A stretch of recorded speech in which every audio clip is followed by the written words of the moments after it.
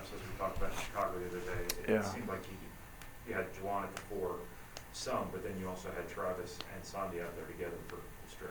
Yeah, I was Travis and Sandy together was really just trying to get him minutes. At that time, I don't think that lineup will happen a whole lot.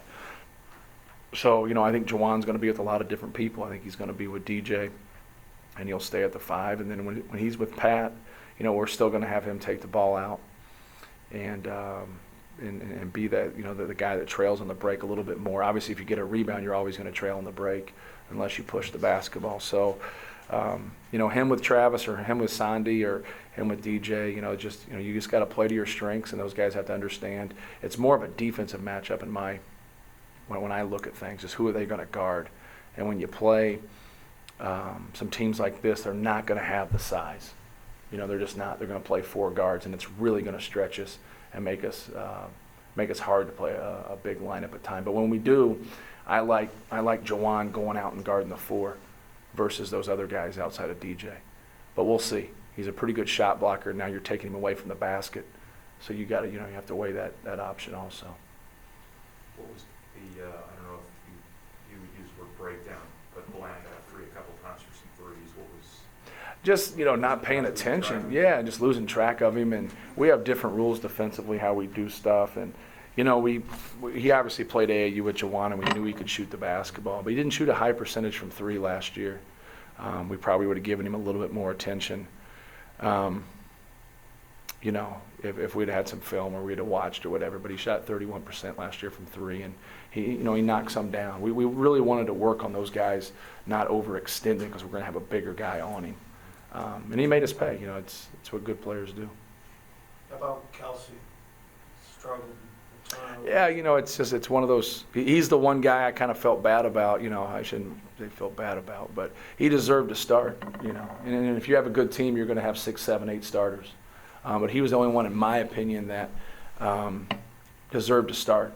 And so I thought we had 6 guys that deserved to start. Not to say other guys haven't been productive, but I just thought those guys clearly have been a little bit above everybody else in terms of giving us what we need. I like having that skilled guy to go with Lewis and Etuan, or Kelsey and Etuan. I like that next guy to be skilled because you don't have as much skill now, at that 4 or 5 spot with Rob gone. So I like thinking that way, but I also like the ability with Barlow and Lou together because Barlow can defend a bigger guy. So, he was great in a scrimmage. He had 23 points, he had 12 rebounds, he had 8 assists. We've had 6 small scrimmages, and we've mixed teams up the whole time. He's the only guy that's undefeated. And he wins every scrimmage.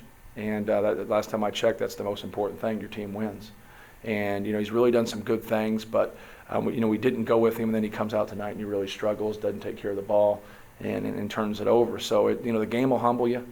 And tonight for him, he's been very good in practice. He's been a difference maker at times. And tonight, he just wasn't, and just didn't look like he was in the flow of the game, or was his computer is plugged into the wall. This has got to be replacement by committee, so to speak, because you don't just replace Robbie Hummel, Chris Kramer, and Keaton Grant easily.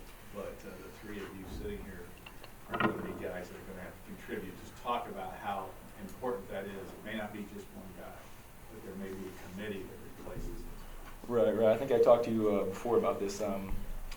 The biggest thing is rebounding.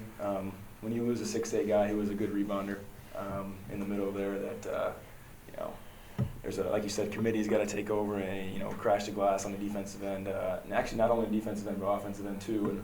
And that's the main thing here. And just be solid on defense, and just play our butts off and all that. And I think it'll make up for what we lost. Pat, has Rob taken you aside and said, "Hey, look, just beat Pat Bade. Don't try to beat Rob anymore"? You guys actually had that discussion. Yes, I think he has, and I think he's just kind of done that to all of us. He's even done that to even Juwan. I think it's kind of odd, but he does it to Juwan, he does it to Sandy, he does it to Travis, he does it to all of us. He's kind of a mentor to all of us. He's just always talking and making sure we know what we're doing. Did you feel? Does that make you feel more confident, more poised, more at ease? Yes, it does, because we're each a different player, and we all have our individual strengths and individual weaknesses. So I think he kind of helps us figure out what our strengths are, so we're able to play better. Terone, you saw, the first half, it seemed like you were kind of feeling it out a little bit, and in the second half, you got some opportunities and showed bursts of the offense that I think they hope you provide. You just talk about that role. Oh, yeah. Just in the first half, I basically just had to get into the flow of the game. You know, we do a lot of stuff in practice, but we're just playing each other. So getting to play some other guys and getting different feels for the offensive end was definitely helpful. How did you feel like second half, especially? How did you feel like you played? I just felt like I loosened up a little bit more, but it's definitely some stuff I got to fix. For any of you guys turned the ball over considerably in the first half, hardly turned it over in the second half. Really, what was the difference? Just getting adjusted to the first game? What was the deal? Debbie, maybe Coach Panner at halftime. What words of encouragement and wisdom did he give you at halftime? He just said, I mean, as any coach would say, you just go, we got to take care of it. You know, I don't know how many, we have 13 in the first half or something like that. I mean, that's unacceptable for any team. And, you know, to win games, you know, in the preseason and in the Big Ten season and down the road here, that's something we have to do is take care of the ball. Patrick, you started tonight. If you're the starter going into the season, what do you need to do? What are 2 or 3 things you need to do the most to help Purdue win? Definitely defense and rebounding. I mean, that's 2 of the things I know. Third thing is just kind of get the ball to JJ and Etwan and just play off of them. And just always be active. Never be standing still. Always know where my man is. And just be patient. Pat, we talked a lot in the offseason about how you kind of changed your body, how you got the experience last year and that helped you. How did you feel different tonight? I felt a lot more athletic, and I definitely was not tired. I just had a lot more stamina. It just is amazing how fast it kind of turned around for me there. Ryne, are these games good tests? Because, you know, you could bring in like the Joe Smith All-Stars, a bunch of old retired, you know, basketball players. That used to be what these games were about. Now they bring college teams in. Do you think that's a better gauge and helps you and them? Absolutely. We were talking before the game started. It was good to get out there and, you know, beat up on somebody else and have somebody else beat up on us and not just each other, you know. It does get a little monotonous in practice, you know, the 3 weeks there, however long we started practicing the preseason. But it is great to have the exhibition games. I think it's a good test for us and just to see where we're at, you know, and all that. It would be tough to, you know, go out and just have the first game count for us. That'd be tough. But yeah, I do like the exhibition games for us.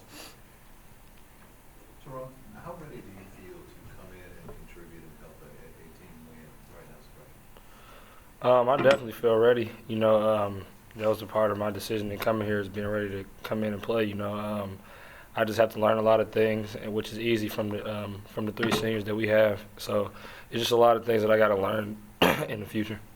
Has it been a bigger transition offensively or defensively? Definitely defensively. There's a lot of stuff that, like in high school, we played defense a lot different than what we play now. It's a lot more things you have to do now. What's different about it? Well, in high school, it was more like take care of your man. You know, you got the man in front of you, you guard him, and that's it. But here, you know, you got to help each other. We got to be on our line, stuff like that, to help each other, not just you. Terone, though, you having played for Doug Mitchell, a guy who likes defense himself, you had to feel like you came here with at least an idea defensively of what you were going to expect, right? Did Coach Mitchell help prepare you?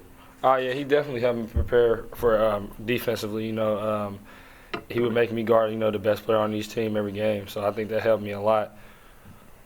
You obviously had the ball in your hands an awful lot in high school. Now you have to play off of it a little bit more. Is that any kind of transition for you? Not really. You know, I feel like our offense is really an equally chanced offense. You know, you have drives, you don't. If you have a cut, you don't. But I mean, we definitely have the 2, JJ and Etwan. But besides that, I don't think so. Ryne, you guys experimented with a lot of different lineups tonight. I suppose that's to be expected. Was it tough at all, kind of being shuffling in and out every couple minutes? Or? Not really. I think it was tough. I mean, it's just getting adjusted. But we play with you know, different lineups in practice every day. You know, each team, gold and black, on you know, in practice every day is different. So we're used to playing with each other and, you know, the different combinations. So You know, coming in and off the bench, it's tough, but yes, that's something you got to do at this level, and I think we did a good job of it tonight. So. Ryne, you've obviously been through the Big Ten and everything. Give me your evaluation of Terone coming in as a freshman. How good is he? Terone, he's been great. I think that actually this whole freshman class this year is the best that I've been here, including my class. You know, just how they've worked hard all through conditioning. You know, all through the first couple weeks of practice. Terone's a great scorer. Like you said, he's got a lot to learn defensively, but you know he's going to do that. I have full confidence that he's going to be good for us this season. So. Time for one more question for the players. Ryan, how far does this team have to go defensively, especially now without Rob and obviously without Chris anyway? I don't think we're anywhere near where we could be right now, but it is early, and that's to be expected, I guess, just from the first exhibition game of the season. But yeah, we got a long way to go, and I have full confidence that our coaches will get us to where we need to be, in practice every day. So we'll be ready to go, hopefully.